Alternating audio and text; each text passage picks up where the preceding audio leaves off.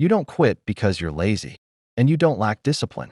So why does everything you start slowly die in your hands? You get excited. You plan. You feel unstoppable for a few days. Then something shifts. The motivation fades. The energy drops.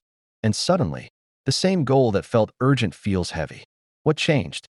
Maybe you think you just need more willpower, or better habits, or a stricter routine. But what if the real reason has nothing to do with discipline at all? What if it's something deeper, something running in the background of your mind? You're tired of being the person who starts strong and disappears. Tired of half-finished projects, unfinished courses, business ideas that never launch, gym memberships that expire quietly.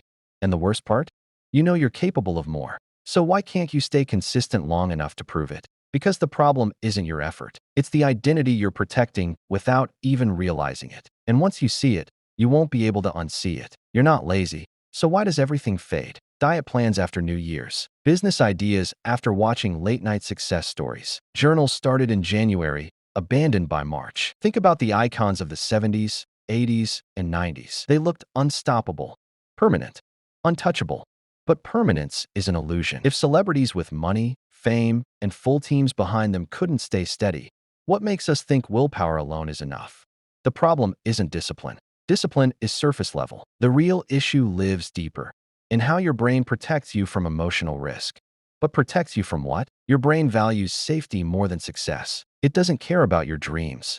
It cares about survival. We watched careers explode in the 80s and 90s. Stadium tours, magazine covers, primetime interviews. But sudden success also meant sudden pressure. Some stars didn't fall because they lacked talent. They fell because success forced them to become someone new. What if quitting isn't failure, but protection? When you start something new, your identity feels threatened. Finishing means change. Change means risk. Risk means possible rejection, embarrassment, or responsibility. Your brain whispers, stay small, stay safe, and you listen without realizing it. The beginning feels powerful. New goals bring excitement and hope, like the premiere of a new season of your favorite 90s show. But premieres are thrilling. Consistency is boring. Maybe you're not addicted to quitting. Maybe you're addicted to starting. Starting gives you fantasy.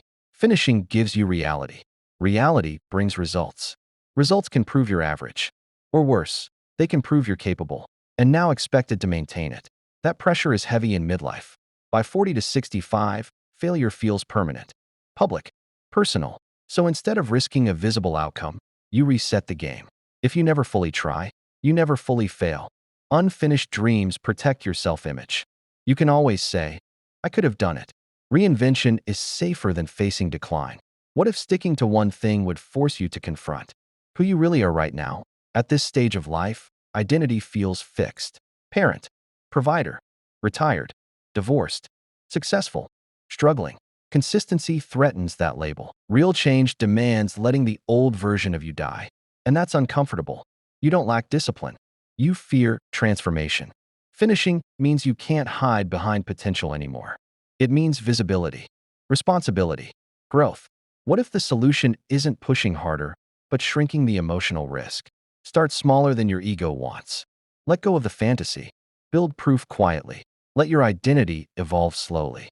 You don't need more motivation. You need psychological safety. If finishing wouldn't threaten who you are, what would you finally complete?